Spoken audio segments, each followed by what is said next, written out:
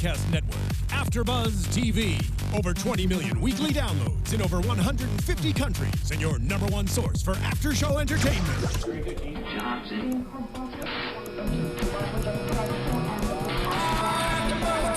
AFTERBUZZ TV, the destination for TV superfans. Producing aftershows for over 300 of your favorite TV shows, interviewing celebrities and showrunners, and bringing you behind-the-scenes exclusives. All thanks to E! Entertainment's Maria Menounos, producer Kevin Undergaro, and internet leader Akamai. Now, let the buzz begin! Hit me with your best shot! Yeah! Hey guys, welcome back to the AfterBuzz show for Supergirl. We are at episode 2 called Stronger Together. I'm one of your hosts, JJ Jurgens, and I'm joined here tonight by... Hey guys, it's Nicole Brajer. So excited to be back again for episode 2. I'm Stephanie Wenger. And I'm Tauri Miller. Yay! Hooray! Well, first I want to start out just by thanking all of you who watched and commented and are on this ride with us, so we really appreciate it. We love the good, the bad, and the ugly. Exactly. Thanks for bearing with us for on our first one, but like some of you called out, how did we not mention that Helen Slater was from Supergirl was in it? Right. Yeah, shame on us. Yeah. But that's what we want. We want you guys to call us out on things, and we welcome it, and we just want to get better and better for you every episode and try to get some good guests in here for you and just have a really good time for this whole season, because I think it's going to be a great one. I feel like the show is so uplifting and fun that it's the perfect energy to kind of bring in, especially on a Monday night. Mm-hmm. Yeah, we can't all be experts, believe it or not. That's why we have him. Yeah. Who? Me? You got pressure. I've never read a comic a day in my life, guys. What even is this? I was going to say, I totally assumed you'd never have read a comic. Your glasses give it away there. Oh, no. Sorry. We touched on that last week, though. We did, yes. I love it. Amazing. I'm going to wear mine next week. I almost wore mine today, but I was like, man, next week too. Well, everybody has doubts and insecurities, and even Supergirl is going through those this week. So let's start out by talking about what she's processing and struggling with in this episode. Yeah. Want me to start? Go for it. I mean, I think it's the same. I think we're going to see this throughout every episode. We're going to see the struggle of her when she gets down on herself, then she almost denies her full potential. And luckily she's lucky that she has the team that she has to kind of push her to the edge. And I have to say, I think Alex really stepped her game up this week as her big sister, kind of showed her what she's really capable of. So I think Alex is a total badass. Oh, yeah. I love her, and I think without her, she really wouldn't be able to define who she is and be aware of those faults that she needs to tune and polish. Yeah, I love that it didn't just jump into her having another big save. She does have those moments of doubt, because I think if you had this happen in reality, obviously the person would be doubting every move at this point, especially with the kind of media attention she's getting. And that was something that was a big at play this week, I felt like, was kind of her against the world, or her, why the media was kind of trashing on her. Yeah, I agree. I actually love how bad she is. Mm-hmm. That makes me really happy, because a lot of the times you'll go into a superhero show or movie or thing, and they, after one incident, maybe they stumble a little bit, and they're like, oh wait, I'm gonna be the best at this forever, and it's just so fast. But you get to go through those growing pains with her as well. And I also love how realistic this world is, because so many of these shows and comic books, movies and things are if we're gonna be real, we're gonna be gritty. But it's real, it's still fun, and there are consequences. She's bad at it, so there's an oil spill. Or they brought in the fact that she left a plane in the middle of the river or the ocean bank. That is great. Exactly. Mm-hmm. I agree with that. Me too. It's fun to see her getting the hashtag terrible girl. Yeah. And and at these moments, this whole thing with her having these problems this week really set up a lot of great new relationships forming too. I mean, other than just Alex, we see her getting kind of a pep talk from Kat, and we realize that Kat might be a lot more similar to her, the fact that Kat has worked her ass off to get to the top of this company, and really paid her dues too. So I thought it was interesting too to get that conversation between those two. I also loved the Kat compared her as Kara to her, she didn't know that she was Supergirl, obviously, but like what Supergirl is, and like Supergirl's trying to be at the top of everything from the get-go, and that Kara has to start at the bottom. And I thought that was like a really interesting. Oh, I like that point a lot. Yeah. She keeps saying, I'm ready, though. You know, in the beginning when they were training her, I think she's like, I'm ready, I'm fine, I'm ready to go. And like clearly she does need the training and that like ass kicking from the DEO to really like see that she's not. I mean, also one of the firemen said like Superman would be able to blow this thing out in like 1 second. That, I mean, like that to me, it's like, yeah, she has Alex as her big sister, but also with Superman, it's almost like he's always going to one-up her, and he's always going to be the push and the drive for her to be better. Yeah. I know that Superman is her cousin, but it almost feels like a big brother in some way, like always like falling short of the big brother. I agree. Yeah, and that was what I kept thinking about tonight was, oh, this is kind of how they're playing it. And yes, for all of the comic book fans, I know it's her cousin. Yeah. We got it. Yeah. We're clearing the air for everyone here, okay? I actually really liked the fact that, yes, we have Superman as these boots to fill, but the solution of this episode was essentially be yourself. And that was my favorite thing, because a lot of she spent the whole beginning of the episode trying to be Superman, you know, trying to represent the S. But like ultimately, she is different than Superman in that she's not a loner. She loves people, and she doesn't have as much of a self-imposed burden. And so, like, she can be more outgoing, and you can see that, and you can feel it. Which I think is really fun, because that was one point that leads us now for her asking for James and Wynn, calling them both down. I thought it was a really cute moment when she asked them both to meet in the alley, and they're like wait, you told him? Yeah. Like, I love I like this triangle of these three actors acting off of each other. I just think it's fun moments. But yeah, so I think then they help her out. What did you guys think about them, like, teaming up and sending her out on little missions and helping her get better?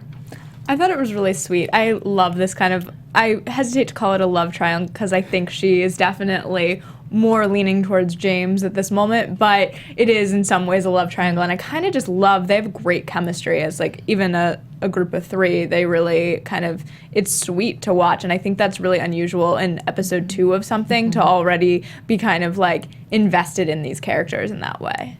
Some of the fans are tuning in, and some people are saying that she's learning to be her own hero, and Superman is going to be Kara's shadow. Ooh, I like that. But right now I still feel like she's in the shadow, though. I was going to say.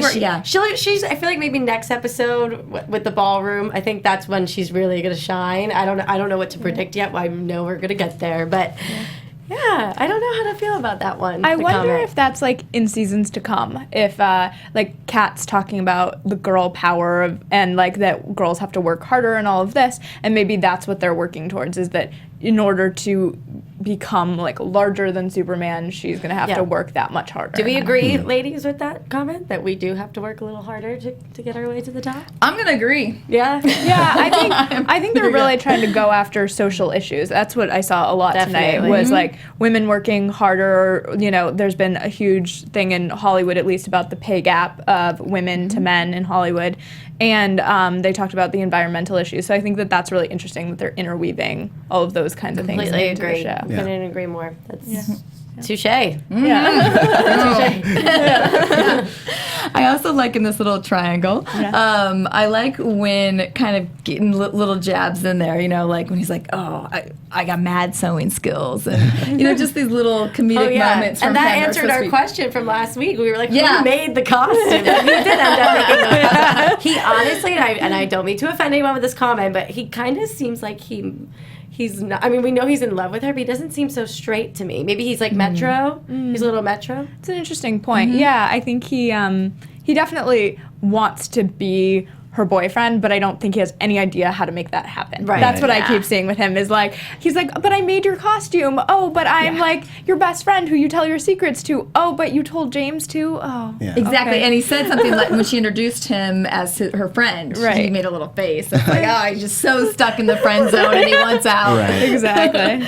And to argue, or not to argue to your point, but like to counterpoint, I would say that like the show is progressive enough to where I think that they would put this like straight male character and be like, you don't have to conform to male stereotypes. Good point. And like they can give him all the like I hope that there's an episode where he just cooks everyone dinner and like he's a great host and I don't know, drinks a bottle of wine. I don't know, something cool. To where it's like, yeah, you don't have to be a steroidy bro man.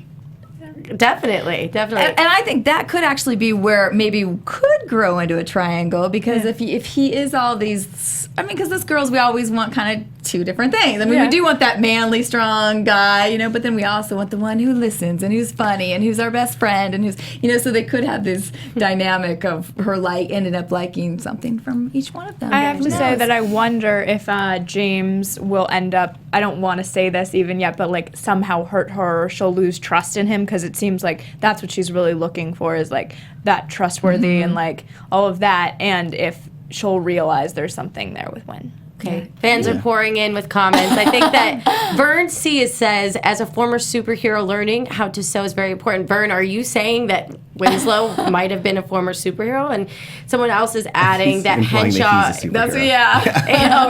Or Vern, you're a superhero. You're pretty superhero. I mean, listen, it's super awesome if you know how to sew, because I'm a woman and I can't sew. Button pushes it. And then someone else is talking about Henshaw being in disguise as Cyborg, right? Is that the villain? Well, he is traditionally Hank Henshaw is Cyborg Superman. Yeah.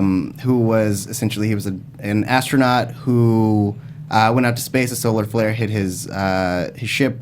His whole crew died. He blamed Superman. I forget how he became bionic, but then he at some point lost his memory, became Superman, blah, blah, blah, blah, blah. But yeah, I don't think that they're going to go that route. That shocked me, though, as someone that's not the DC expert. I mean, that was awesome. That makes me pumped for the next episode, and I'm sure that pumps up a lot of the audience that aren't completely, like, geeks to the max on, you know, on the past of Supergirl or, you know, the comics from the 80s, the 70s, what have you. Yeah. So, you know, it's exciting for us that don't know much about it. Yeah, I agree, because it's like when those eyes went off, I was like, what? And because I did catch earlier in the episode when he was the reference to him kind of not having any family. You got that when he was, so I was something happened in his past to him. But, you know, not knowing, it's like, I want to see where this goes. Yeah. I mean, I was surprised too, because especially in this line of the DC television universe, they do that a lot where they will name someone a popular character, but it might not go anywhere. Like, if for anyone who watches Arrow, Tommy Merlin is supposed to be Black Arrow in the comics, but it turns out to be someone different in the show. And even Winslow, his name is the Toy Man. And we don't know if that will be him at any point. So it's like they do a lot of fake outs. So I didn't know if they were just kind of nodding or if they were leaning into it. Interesting. Well, she. I'm just wondering if the people who know now will have, you know, will come into play as a part of her. I mean, they are already her team. Yeah. So, yeah, I feel like maybe we'll see them develop into characters which, like, you already know and some of the fans already know. Yeah. What do you think?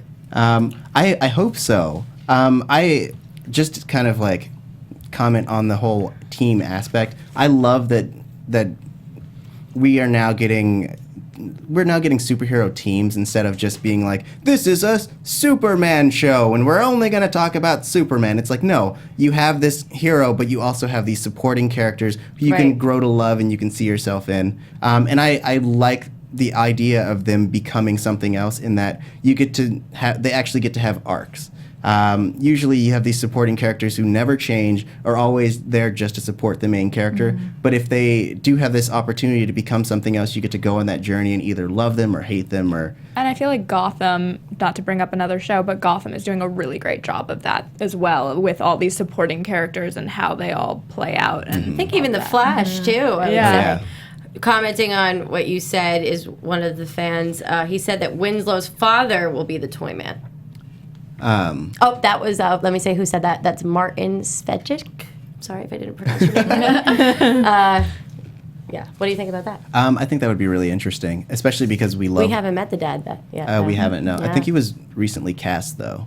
Yes. I mean, not to news and gossip or anything, Right. but I mean, it was brought in the chat, so it's free game. But yeah, I think he was cast, and I think that would be really interesting in that, like, we already love Win, and so having this character that's close to him be evil, or at least be a darker character. Because he's so sweet. Yeah. I think that would be interesting. However, my opinion of that also, it's a double-edged sword in that we already have an evil The aunt. relative. Yeah. So having that again, unless it plays into that episode where it's like, we both have evil relatives. It sucks. Which I Make wouldn't out. mind. I wouldn't mind that. I don't Yeah. know about you guys. Is that too much? Should we just keep the focus on Kara? Yeah. I don't know. It would be interesting. Later on. You know, Yeah. it could be fun. Yeah, spice things Yeah, out. yeah. It would be interesting if they somehow like battled as the evil characters in the show, and then she had to like come in and save or separate. I don't know what that would look like exactly, and I feel like that's much more of like a season 2 sort of plot. Like I feel like True. we need a lot more of Kara before we can get Exactly. there. Yeah. Speaking of outside characters, can we just touch on Maxwell Lord? Because I feel like we're going to see him again. Peter We are. Facinelli. They didn't just bring him on for us to be like, oh, cool, I'll have a little cameo, and that's it. What do we think's going to happen with that? With him? Who is he in the comics, actually? Where did He's basically a businessman. High-techy guy. I mean, yeah, he's not like a hero or a villain or anything. he's Just like a skeezy businessman. Right. Yeah. So I'm assuming he'll kind of have that role in this, and that he might be our first Earth-based villain. Yeah, they said he's going to be a little troublemaker. Yeah. I feel like he's definitely one of the bigger, like, a big opposition to Supergirl. Like, he's standing up and saying, like, she's not doing her job properly and kind of leading the media force against her. So I wonder if that will continue as she makes... Obviously, they're going to have her make more mistakes this season. I don't think we're going to see a polished Supergirl in episode 3. Yeah. No. Yeah. Well, another person we saw was our first villain for this episode was Helgramite, and so that was played by Justice Leak. I had to look him up because I wasn't sure exactly all things, but he has also been on Insurgent and Vampire Diaries. Nice. But one thing I thought interesting about him, just as an actor, was in his IMDb, he said that his dad was in Vietnam and told them that if he made it home, he would name them all after for the country that he loved so much. So that's how he got the name Justice. Oh, interesting. Yeah, so that was that. kinda cool. But I'm like, kind of named him such a, like, he sounds like he should be in this genre of wasn't acting, very- right? With that name? Yeah, he wasn't very, like, buff, though, right? Would you say he was more of, like, a slender guy? Yeah. Which kind of makes sense because he's supposed to be playing like kind an of insect and like, crawling. yeah. He did a great job. He creeped me out, for sure. Yeah. What did you guys think? I liked him. It was, like, interesting to... I'm interested to see kind of where it goes, I guess is what I mean. Me too. Yeah. I thought it was well done. Like, I was hoping that it would be he would be basically a giant grasshopper, because that's what he's supposed to look like. But I really liked what they had done with the opening face. Yeah. That was really creepy, and it really helped to serve this whole thing that he can blend in with other people, and then at a certain point he becomes insectoid. Yep, that's the word I'm going with. Yeah, that's why I was a little thrown off with Henshaw, because I thought that was him. I was like, oh, but no, it's a completely different villain. So, my bad. See, lack of DC knowledge, but We're getting there, though. we're getting Yeah. there. We're getting there. But that was my initial thought. So now I stand corrected, and I just wanted to touch. Someone here, 2 people said things that just caught my eye. Someone said that Supergirl shouldn't be polished in the first season, and then someone predicted that James will die at the end of the first season. Wow. Oh. No. No, he won't. No, I'm sorry. I think he's on contract for a while. We need James. I love this. I'm going to call it a love triangle, and I love it so much that I don't want it to go away after season 1, so he can't die in my mind. Yeah. I'm not ready for that. I don't see that one happening. I don't see CBS killing him off yet. Yeah. I think fans enjoy him. I do. I think you have 3 fans at least in the room, so that's good. fan. Four fans? All right, 4 fans. This is, this was kind of off the topic, but I don't know if I tweeted out today that they're all going to be on the talk today, and so they did flash some nice Instagram photos of him. So if you are not following him on Instagram, especially you ladies out there, you might want to. Because they have some nice ab shots and different, just research here. That's what we're doing. And this morning, Melissa was on Ryan Seacrest. Yeah, definitely. I heard that interview as well, and that's a fun one if you want to know a little more about her personal life and her marriage to Blake Jenner. Is it Blake Jenner? Blake Jenner, I believe. Yes, he's from Glee. He's from Glee. She talks a little bit about that and a little bit about that she's in a Warner Brothers where they film that bubble. So that's a fun interview to check out as well. So you said that she wasn't very willing to expose things though about the series. She was just talking about kind of what the ratings were obviously incredible last week and that she can't even wrap her head around it yet. And they were asking her about her marriage and that there's an age gap between her and her husband, and it was more, I would say, more personal than Supergirl related in a lot of ways. Can we talk about those tight pants she was wearing in the scene when she brings her the sushi and she's wearing the polka dot blouse and the tight gray pants? I know all you guys hate when we talk about this, but there's 3 girls on the panel, so we gotta talk fashion a little bit. She looks really good, smoking hot. Yeah. Did you not think? Did you not notice the tight gray pants? I'm not gonna lie. She looks good in everything. She does.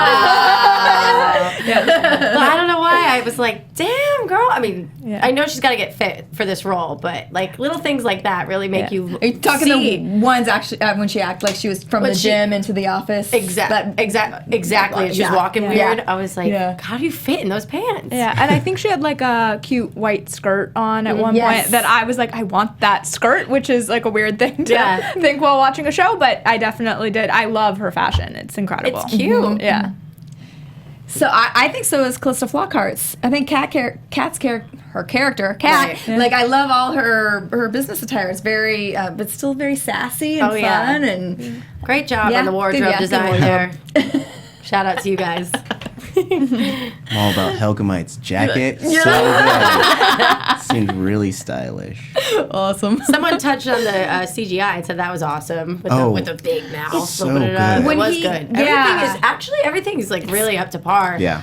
Which we're very impressed with. 'Cause I know we kind of talked about that after the first one. Are they going to be keep that up throughout the rest? I mean, because I'm sure that's very spendy but it just looks amazing. Just the lighting, everything is just done. I'm captivated the whole time watching this show. Yeah. You know how when The Walking Dead started, you could tell the crappy costume makeup, and now since it's been a progressed show, you see how great it looks. This show, I mean, it's right off the bat a 10 to me. So who knows? I haven't had a chance to watch it yet, but I think Melissa tweeted during the episode tonight about how they do the flying.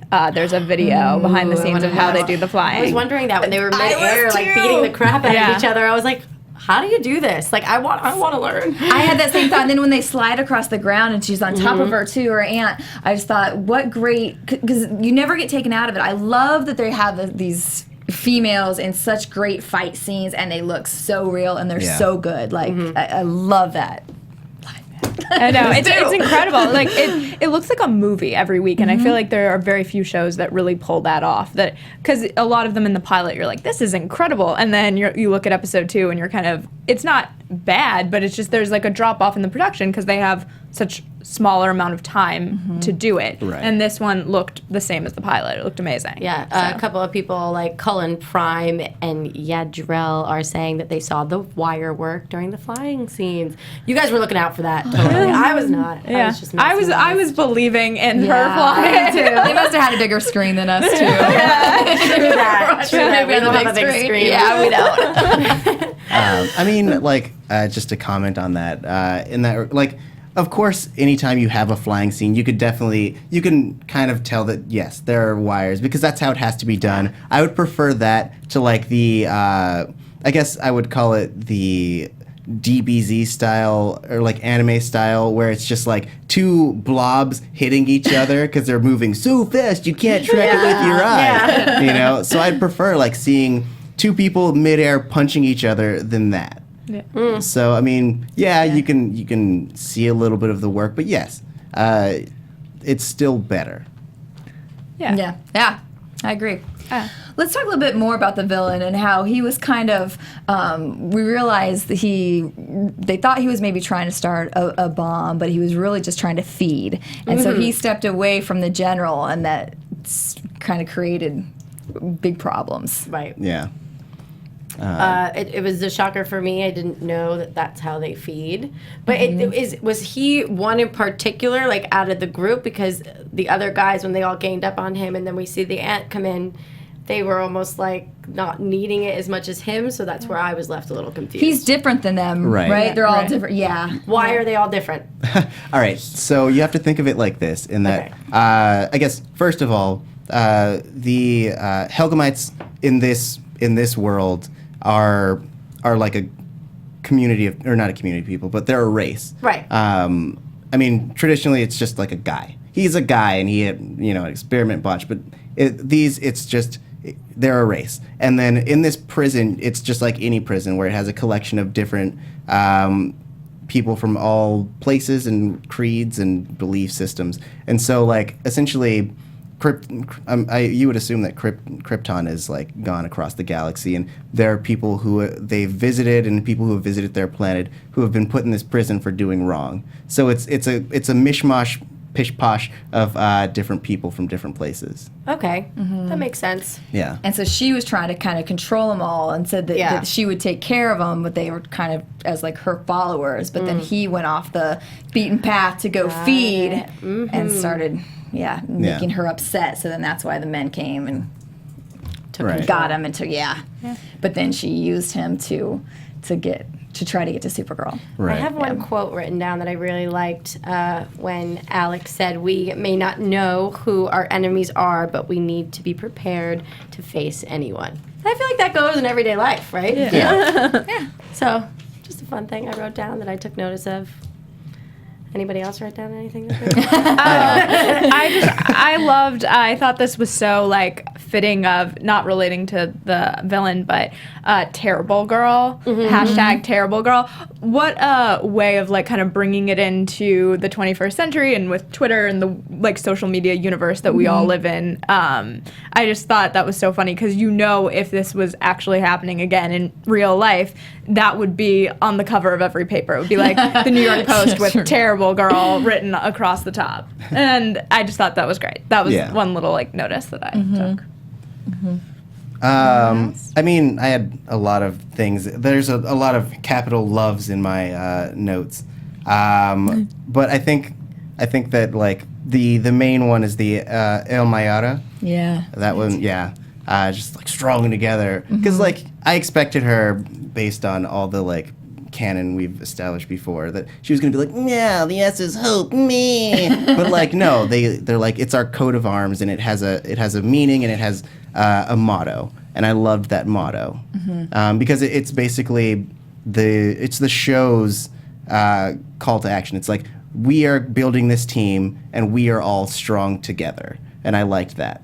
Totally agree. That was one I had circled too. And I also liked the scene when that was revealed. I liked when she was out on the balcony with James, and he was like kind of now being the one kind of doubting, because he's like, I thought I got away from kind of just being, popular because of Superman and wanting to be his own man. So I kind of liked him getting now a little pep talk from her saying, and what did she say? Like, she said, part of a man is knowing when to ask for help or accept help. That is so true. It really is. But there was also another thing she said. She said, help from people is not shameful, it's an honor. And it is true. I mean, even like at her age, or even like our age, I'm assuming we're all in like the same age group, we all gotta like help each other get to where we want to go. And there are people who kind of isolate themselves because they're like, no, it's just my way, like I've got to do this on my own. But like in reality, everybody needs that extra push from someone, right? Everybody needs a support system. And the people that don't, they're just stubborn, or they're Superman. And it's so much easier. It is. I mean, because I've been definitely guilty of like just I gotta work hard. Me too. But like sometimes you just let it go, put it out there for somebody to help you with something maybe you're not good at, your strength, and then it's like, oh, I should have asked for that a long time ago. It's exactly. I think you can always like get in your own head, and I think this show is so great at kind of pulling that back and realizing like, oh wait, you can be in your own head, and she can make a lot of mistakes as if she just tries to be Supergirl on her own. But if she uses like the people around her, she can become more successful.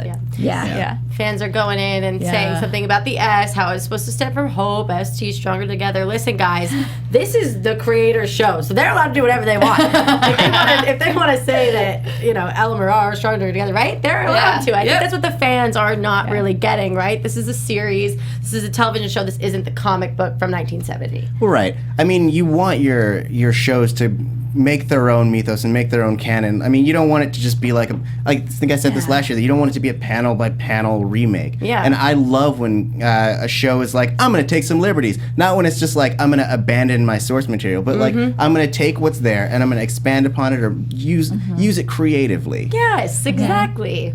I mean, this is such a strange reference, but I think of Gossip Girl, which I also covered here, and they started with the books. It's a teenage girl show, and the first season was very close to the books, and as they went on, it became less and less like the books, and I feel like at some point you want it to be its own story as a TV show, but like not forgetting that source material. Right. Yeah.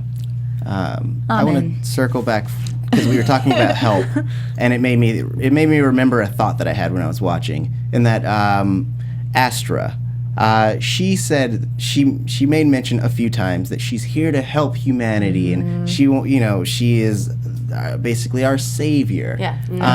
She's like the devil. But like, and which made me think that. Do you guys think that she is actually evil? Yes. Why? Well, what I think she's trying to do is I think she's trying to take over the planet and take over planet Earth as her place now for all these criminals that she's bringing over with her, and I would think she wants to lead this new like race and control control everybody. So I do think because I also know I liked that she said I let one planet die, I'm not going to do so again. So I feel like she doesn't want to just kill off all the humans. I just feel like she wants to take control. Well, and then Kara chimes in, right? And she says she was thinking the same thing, or what she was about to say the same thing. She was referring to Earth, right? Yes. So, yeah, I think she's evil. And I didn't understand why she was saying that her mother was a liar. Like, what was she lying about? Well, that's my theory, is that, like, I think that, because in Superman's story, his father was the one that was telling everyone that the planet was going to blow up. And no one believed him, and that's why, essentially, he sent his son off and was just like, everyone's going to die. And I think that in this world, or at least in this universe, essentially, it may have been Astra that was trying to warn everyone, and she was put in prison for like causing a panic, and so that's why she's so bitter. And I want, and maybe it's just because I want this, but I want it to be that she's more morally ambiguous in that she does think that what she's doing is right, and that she did try to help that world, and now she's trying to just find a place for these prisoners. And maybe she's just going about it the wrong way. But I think that's just what I want. I don't know if that's. Well, it definitely makes it more interesting. No. Yeah, I definitely think of her. Sorry, I just interrupted you. As like a gray character. Like I don't think like black or white. Yeah. And I think there's going to be a lot of those in this show where you might think she has. I agree with you. Not the best of intentions, but in her mind, she might be doing something right. So that in some ways makes her this like gray zone in my mind. I think that's a really good point because she seems she's like manipulating the audience, let alone the people on the show. She's making us wonder, and that's good. That's I think what her character is intended to do. So, and we see that she did have soft moments with Kara, like when she was little. Like she has all we see her struggling with her memories of loving her aunt. You know, how did she know it was her aunt right away? Like, how did she not think of mommy? Like, she just knew right away that was her. But I mean, it's like if you saw your aunt. I was also gonna say like she seems to have sense about like she knows when Kat is like coming up in the elevator. She seems to have some like deeper knowledge of things, so I don't know if that's it or she just remembers her aunt. Either way is possible. Yeah.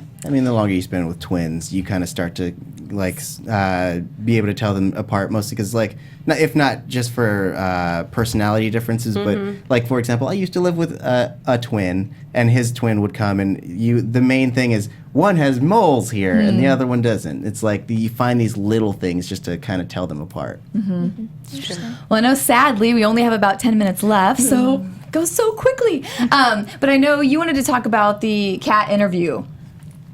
That she wanted to have the interview with Supergirl.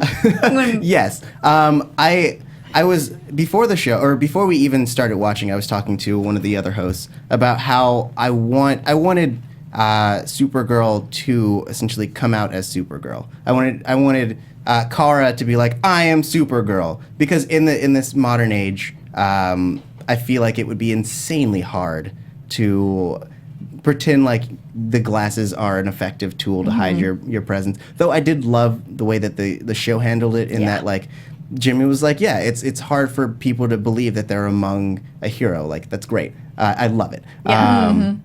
And so I thought that this was going to be that moment. But before we got there, the whole like using James and kind of threatening him, it made me laugh because essentially her threat was, hey, if you don't do what I want, I'm going to send you to a higher paying job. I saw you At a more smirk at that. I saw you smirk at that. I feel like the people who really shine this episode were definitely Kat and Alex. Yeah. My personal opinion. You know, I feel like those ladies are definitely showing us, like, the point of their characters, especially for Kara, like, to become better and better. They're definitely her motivation, because they're both really strong women, you know? Yeah. So I didn't really know about Kat. Like, I didn't know if I really liked her or, like, viewed her as a villain almost a little bit, but now she's really, like, rubbing me the right way, and I'm really pumped to see what happens next week. I just think Kat is such an interesting journalist. To be slightly nerdy, I took a class on the image of the journalist in popular culture and had to write many papers about different movies and things and the way they're portrayed. Yeah. And she's so interesting because there's half of her is like this total strong woman and you're like, this is great. And then like the other half of her is like conniving and kind of like will do anything for the story and doesn't care about like the moral high ground at all. Right. And so it's just like this fascinating look at a journalist. I'm really excited to see where it goes. Well, she's also, for as strong and powerful as she's, supposed to be too, she also has this side where she's a little off balance. Like, she was in the elevator thinking, why is she's drunk, hungover, coming to work. Yeah, exactly. She had a great party, but I like that we see these little sides of her that aren't quite misput together and perfect. And I hope we get more of that, with that kind of like seeps that. more into the show, because I think you'll see more parallels with her and Supergirl then, because they're both kind of imperfect in different ways. Absolutely. Yeah. I think so too. Is that about it? Anything else for this episode, real quick? Anything? I think we got it all too. I wrote here, Alex is a badass, and poor Win. when he was like, no, he's my friend. And he was like, yeah, great. I'm her friend. I think the only other quick thing is that we did see that she now has her own, like Superman has his Fortress of Solitude. That she got her own place now where she can go and communicate. That was neat. Yeah. I almost shed a tear a little bit. She just wanted to hug her mom. Oh, that was so sweet. It got the coldest response ever. I'm not programmed to do that. Very Siri-like on that one when her response was. Literally took the words out of my mouth. That's literally what I was thinking. I was just like, no, I can't help you with that. Thank you. Yeah. Damn it, Siri. What good are you? That's good. All right, well, let's jump into some news and gossip then. AFTERBUZZ TV News. Well, I just had one more thing from watching them all on the talk today. I thought it was interesting that Callista Flockhart almost didn't get this role, and it wasn't because she was going to pass on it. It was because her agent never told her about it. So they said, "And do you still have that agent?" She's like, "Yes, I probably shouldn't be talking about this." But so I guess it came.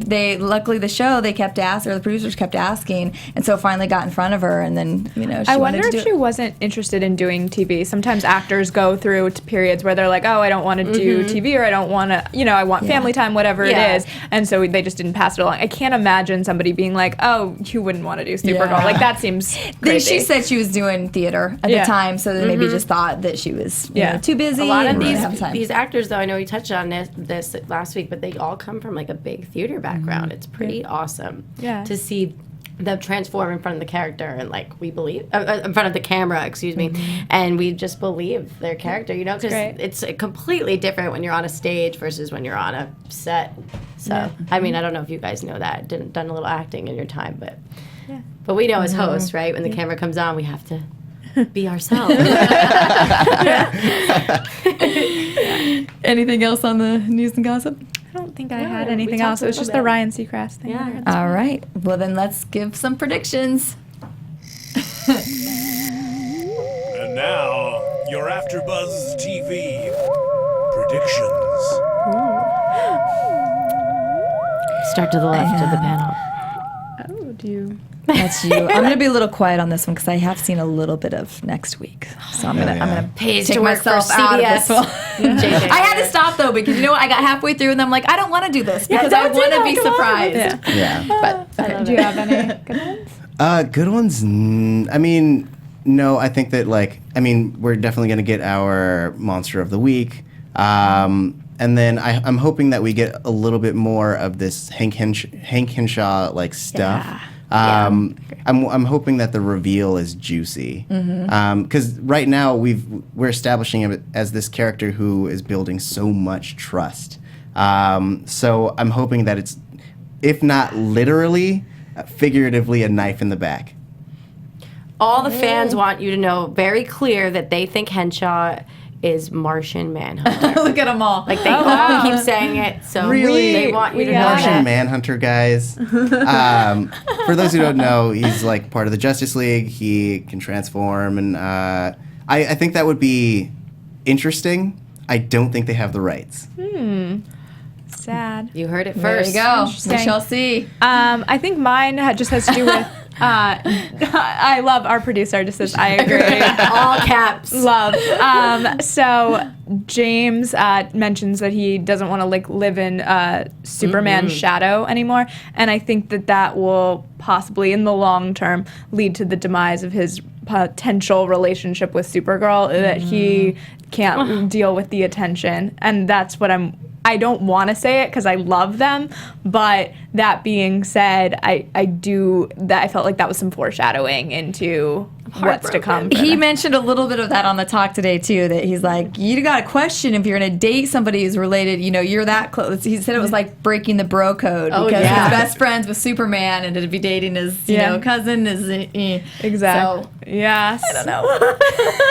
I'm heartbroken. I know. I'm like, I don't know when he started saying that. I'm like, I don't hear this either. I'm just gonna, you know, live in my own world and predict that next week there could be a kiss between them. I would Because I love saw that. the promo, they're dancing together. She looks all pretty in her green dress, and he's like in a suit or something. And yeah, see, thank you so much. I'm not the only one that wants a little spice in this, which we're gonna get to. But yeah, I predict next week's kind of going to be like when was it the Joker came in the ball with Batman and like you know I love that. That's my favorite thing about like superhero stories when everybody's dressed all fancy and then the big thing explodes and like that's Crashing through the that's when ceiling. you're like I mean it's episode 3 you know like we gotta spice things up. So yeah, I'm predicting a kiss next week. All right, Nice. there you have it. Well, I can't wait for another fun one next week. This has been great. Thank you guys so much again for tuning in and watching us. Where can everybody follow you guys at one more time? You can find me at Nicole Brajer on Twitter, Instagram, Facebook, the works. Yes, the same for me at Stephanie Wenger. And you can find me on Twitter at Tauri J. It's TaurijJay. And I'm at JJ Jurgens on Twitter, JurgensJJ on Instagram, and at TomGirl.tv. Thanks, guys, so much. We'll see you again next week. From executive producers Maria Menounos, Kevin Undergaro, Phil Svitek, and the entire AfterBuzz TV staff, we would like to thank you for listening to the AfterBuzz TV network. To watch or listen to other after shows and post comments or questions, be sure to visit AfterBuzzTV.com. I'm Sir Richard Wentworth, and this has been a presentation of AfterBuzz TV. Buzz you later. The views expressed herein are those of the hosts only and do not necessarily reflect the views of AfterBuzz TV or its owners or principals.